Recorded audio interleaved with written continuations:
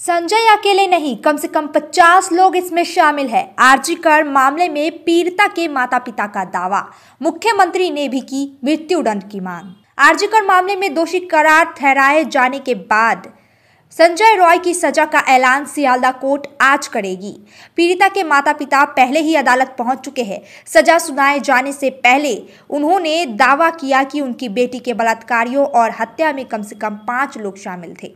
उनका कहना है कि आज सुनवाई गई सजा वास्तव में उनकी कानूनी लड़ाई में पहला कदम होगी। पीड़िता के माता पिता ने कहा, हम अपनी कानूनी लड़ाई पूरी ताकत से जारी रखेंगे। आज हम संजय के लिए सख्त सजा की मांग करते हैं।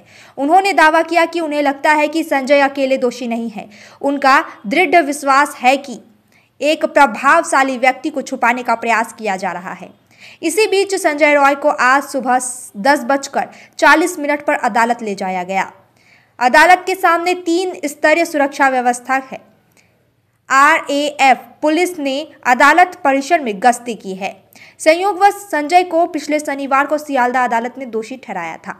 कोलकाता की एक अदालत द्वारा सजा सुनाए जाने के समय पश्चिम बंगाल की मुख्यमंत्री ममता बनर्जी ने कहा कि मैंने फैसले से पहले मृत्युदंड की मांग करते हुए एक रैली की थी। अब कुछ नहीं कर सकते, लेकिन हम मृत्युदंड चाहते हैं। आरजी कर मामले में दोषी करार दिए गए संजय रॉय की सजा की घोषणा आज होगी। इसीलिए सियालदा के आसपास के इलाकों को सुरक्षा घेरे में ले लिया गया है। अदालत परिसर हुआ उसके आसपास लगभग 500 पुलिसकर्मी तैनात है। शनिवार दिन दोषी সাব্যস্ত করার সময় আমাদেরও জানিয়ে দিয়েছে কঠোর থেকে কঠোর শাস্তি, এবং যারা যারা জড়িত এই আমার মেয়ের হত্যার সঙ্গে তাদের সবারই কঠোর থেকে কঠোর শাস্তি। আপনারা কি মনে করছেন বিচারের প্রথম ধাপ এটা শুরু হলো? এটা আমরা প্রথম দিন থেকে বলছি, বিচারের প্রথম ধাপে আমরা পা দিয়েছি এবং জজ সাহেব এমন একটা প্ল্যাটফর্ম আমাদের তৈরি করে দিয়েছেন, ভবিষ্যতে দ্বিতীয় ধাপে আমরা উঠতে পারি এবং সর্বোচ্চ জায়গায় যেতে পারি সেই ব্যবস্থা উনি করে দেবেন। সেই ইঙ্গিত বিচারক দিয়েছেন শনিবার দিন। কিছু কথা হয়েছে শনিবার দিন? তো কথা হয়েছে, আমরা তো বললাম ওনাকে ধন্যবাদ জানাতে বাধ্য হয়েছি, উনি যা করেছেন ওনার উপর আস্থা রেখেছিলাম, উনি তার আস্থার সম্পূর্ণ মর্যাদা দিয়েছেন। আদালতে যাচ্ছি, আমরা রায়ের কপি পাবো এবং ভবিষ্যতে লড়াই আরো জোরদার করতে পারবো সেই আশা নিয়ে যাচ্ছি।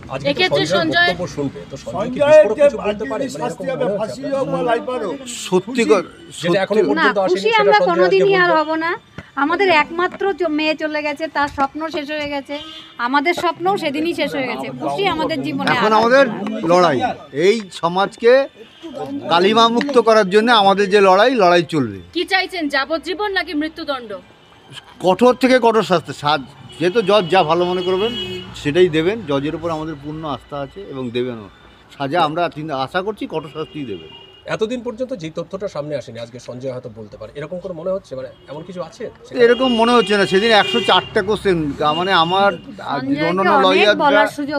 অন্যান্য লয়াররা যেটা বললো, কোনো ক্রিমিনালকে 104টে কোশ্চেন করা হয় না, কিন্তু ওকে 104টে প্রশ্ন করেছেন, ও কোনোটাই নিজের কথা বলেনি।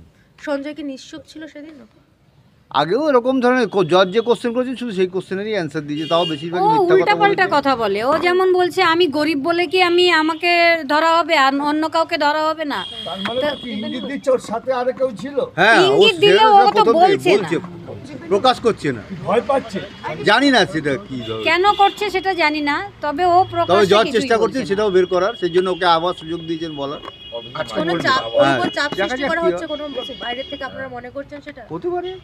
সেটা মনে করার বিষয় নেই, আমরা জানি না যেটা, সেটা নিয়ে মনে করবো কি করে।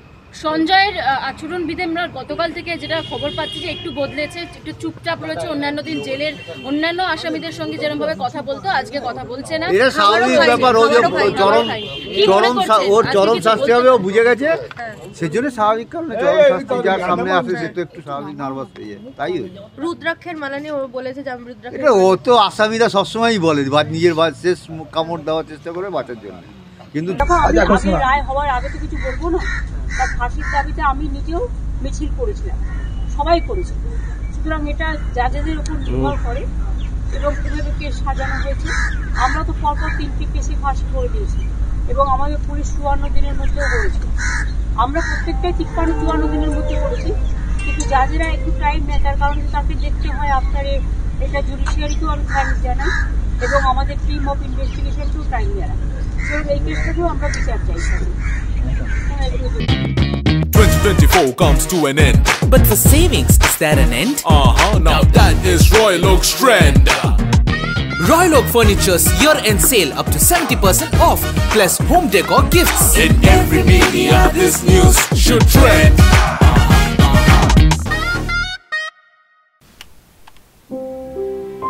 सॉरी पापा, मेरा सिलेक्शन नहीं हुआ। इट्स ओके बेटा, चलो दोबारा मेहनत करते हैं। सूर्या है, सुकून है। छोटा का है 1 কোটি টাকা, छोटा का है 1 কোটি মাত্র 6 টাকায়। হ্যাঁ সত্যি, কিনুন ডিয়ার সাপ্তাহিক লটারি মাত্র 6 টাকায় আর পেয়ে যান প্রথম পুরস্কার 1 কোটি টাকা।